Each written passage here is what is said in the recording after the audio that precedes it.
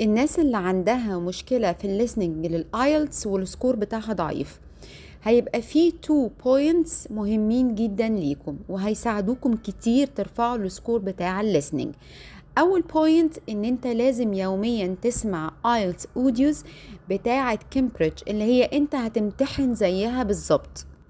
الاوديوز دي بتبقى موجودة مع كتب كامبريدج، كل كتاب بيكون فيه 4 امتحانات، كل امتحان فيه 4 اوديوز علشان تمرن نفسك على الليسننج، والمفروض ان انت يوميا بتسمعهم.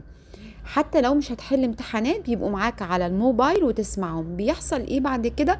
ان انت بتتعود على طريقة الناس اللي بتتكلم في الاوديوز، ودول طريقتهم ما بتختلفش في امتحانات كامبريدج، فانت يوميا بتسمع. البوينت التانية اللي انت مفروض تعملها ان احنا بننزل لك كتاب فيه كل كلمات الليسننج الجديدة او حتى اللي متكررة في امتحانات الليسننج لكامبريدج.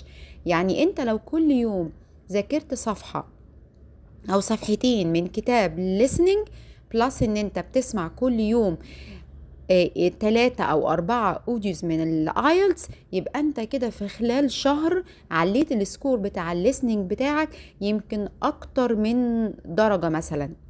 ملف كلمات الليسننج هتلاقوه في الوصف. بالتوفيق ليكم جميعا.